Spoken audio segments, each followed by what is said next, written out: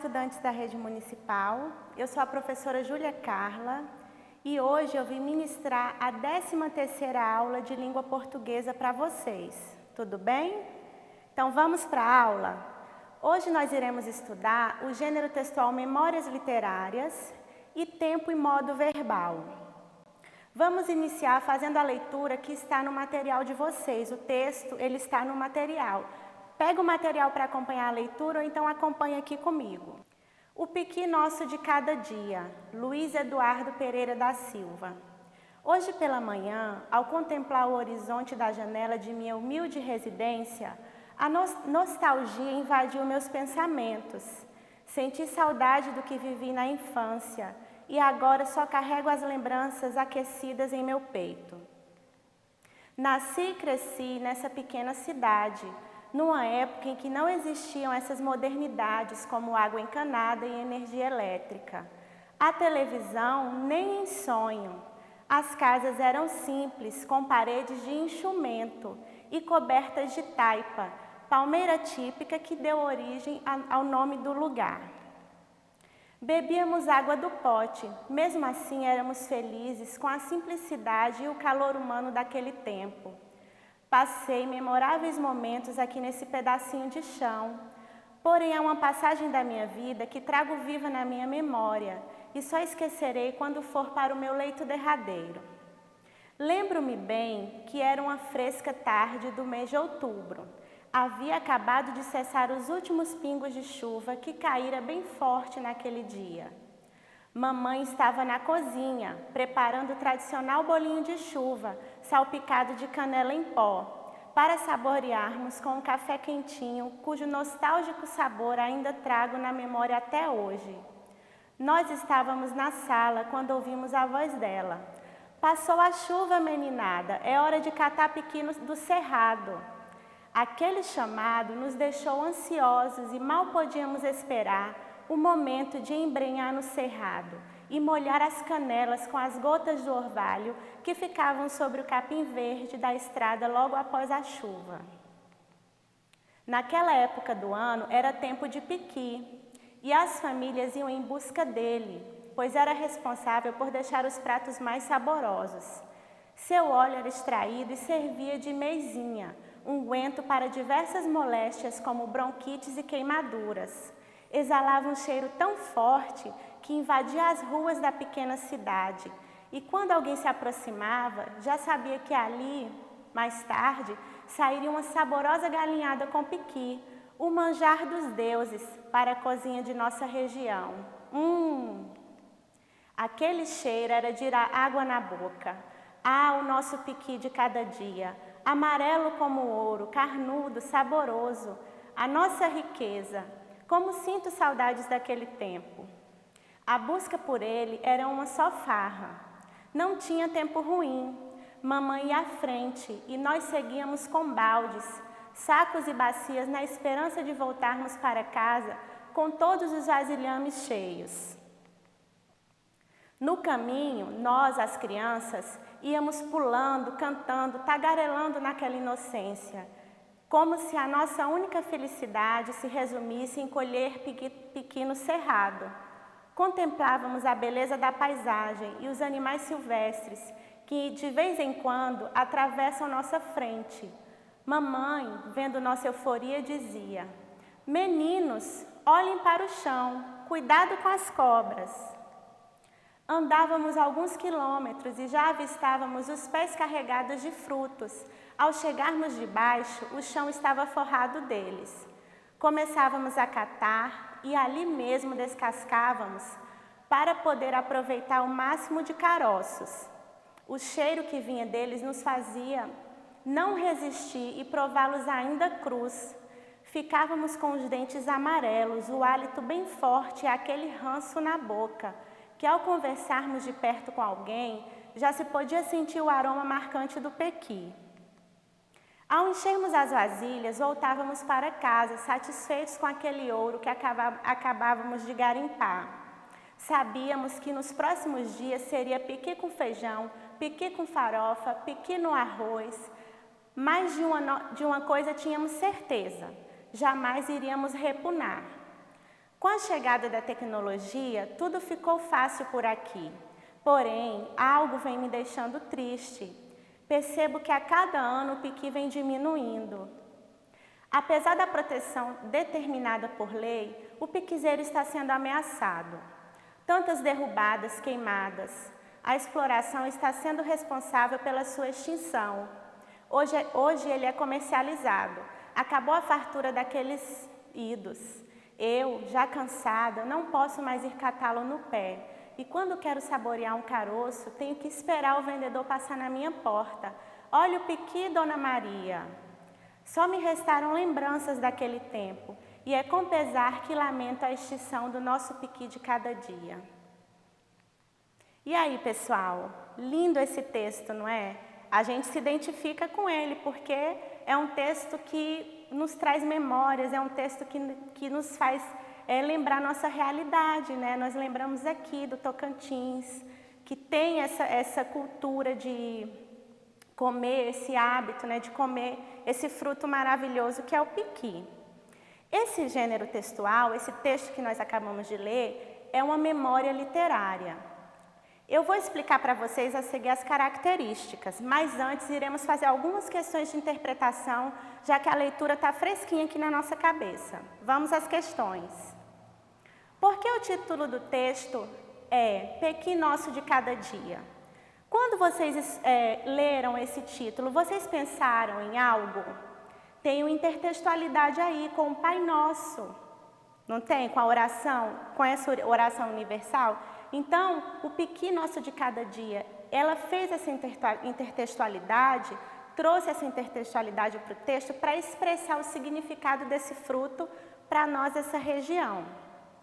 Em qual região do Brasil ocorrem as ações narradas no texto? Justifique a sua resposta com elementos do texto. A região que ocorre é aqui o Tocantins, o interior do Tocantins. A gente vê pela referência que ele dá em relação à sua cidade, né, que é uma cidade que a maioria das casas eram construídas por taipas, a cidade, e também pela cultura do piqui, que é o fruto do cerrado. Segundo o texto, o que deu origem ao nome da cidade natal do narrador-personagem? Acabei de falar para vocês, pessoal. O nome da cidade veio da construção, da forma com que as pessoas construíam as residências naquela cidade, com taipas. Segundo o texto, como era a infância relatada pelo narrador-personagem? A infância dele era mágica. Era uma infância diferente das crianças do nosso tempo, das crianças de agora. Era uma infância que eles saíam, se embrenhavam no mato para catar piqui, brincavam mais. Vocês podem responder aí nessa linha de pensamento. Qual era o chamado que deixava as crianças ansiosas em meados do mês de outubro? Era o chamado da mãe: meninos, a chuva acabou, vamos para o mato catar piqui. Esse chamado, eles ficavam esperando. Você já vivenciou experiência semelhante à do narrador-personagem? Você já foi catar piqui? Acredito que sim. Quais foram as características dadas ao piqui nosso de cada dia pelo narrador? Ele conseguiu poetizar o piqui, ele metaforizou, ele comparou o piqui ao ouro do cerrado, o amarelo do piqui. Então, ele conseguiu dar características poéticas ao piqui. Leia o trecho novamente e destaque um trecho que caracteriza o que é que o narrador é personagem. Você vai voltar lá no texto e vai pegar uma parte em que tenha verbo em primeira pessoa. Qualquer parte do texto que o verbo esteja na primeira pessoa do discurso, eu, nós, principalmente na primeira pessoa de singular, eu, mostra que o narrador é personagem nessa situação. De acordo com o seu conhecimento sobre os dialetos tocantinenses, qual é o significado da palavra em destaque? Mais de uma coisa tínhamos certeza, jamais iríamos repunar. O que significa, gente, repunar? Vocês sabem, repunar é enjoar. né? Não querer mais comer. Jamais eles iriam enjoar do piqui. Vamos para fazer a análise de um fragmento do texto. Nesse fragmento, eu quero que vocês observem que os verbos que tem alguns verbos destacados, tá? Não, mas antes de fazer a leitura do fragmento, vou explicar para vocês as características do gênero textual memórias literárias. Eu costumo dizer que esse gênero textual, quem escreve esse gênero, coloca arte. Então, escrever memórias literárias é escrever com arte, porque tem literatura, tem subjetividade, tem os sentimentos de quem escreve. Então, esse gênero textual, as memórias literárias, ele apresenta as seguintes características. Texto com contornos biográficos. Eu não posso afirmar que é uma biografia, tem contornos biográficos porque ele narra, é um texto da sequência narrativa, ele narra algum momento especial do narrador-personagem, algo que tenha marcado a vida dele e que ele queira contar de forma poética. Linguagem literária, prosa literária, a gente vê poesia, a gente vê arte nesse texto. Não há contato com a realidade exata. Então, ele não significa que aquela realidade que ele está contando lá nas memórias é realmente do jeito que aconteceu, não. Vocês devem compreender que é do jeito que ele lembra, do jeito que ele sentiu aquela experiência de vida. Então, isso não é o fato em si, a realidade exata. É a lembrança e o sentimento que o narrador-personagem tem em relação àquele fato, àquela experiência que ele viveu. Inventividade em certa dose, porque tem um pouquinho de inventividade aí do narrador-personagem na composição das suas lembranças. Emprego de verbos no pretérito, daqui a pouco a gente vai detalhar o pretérito. O pretérito é um tempo verbal passado, agora a gente fala pretérito, né? Mas é passado. Então, emprego dos verbos no passado. Subjetividade, já falei. Sentimento, presença de sentimento do narrador-personagem. Vamos então voltar e fazer a leitura do fragmento. Nasci e cresci nessa pequena cidade, numa época em que não existiam essas modernidades, como água encanada e energia elétrica, televisão nem em sonho. As crianças eram simples como paredes de enxumento. As casas eram simples como paredes de enxumento e cobertas de taipa. As palavras em destaque são verbos que expressam um tempo passado vivido pelo narrador-personagem, portanto, estão no modo indicativo e conjugados no pretérito perfeito e pretérito imperfeito. Os verbos, como eu falei, no gênero textual memórias literárias, eles estarão no pretérito, tá bom, gente? Do modo indicativo, porque é um fato certo. O modo indicativo é um modo verbal que expressa certeza. Então, ele tem certeza do que aconteceu, ele emprega o modo indicativo, mas ele está falando de algo passado. O autor de memórias literárias usa verbos para marcar o tempo passado. Então, releio o trecho do texto. Hoje pela manhã, ao contemplar o horizonte da janela de minha humilde residência, a nostalgia invadiu meus pensamentos. Senti saudade do que vivi na infância e agora eu carrego as lembranças aquecidas em meu peito. Agora destaque os verbos. Pegue aí o marca-texto de vocês, o lápis, a caneta, destaquem os verbos. Destacou? A partir dos verbos, é possível identificar qual características das memórias literárias? Sim, características de retratar um fato passado, uma lembrança. Os verbos estão no passado. Pessoal, eu vou fazer a análise linguística aqui com vocês, tudo bem?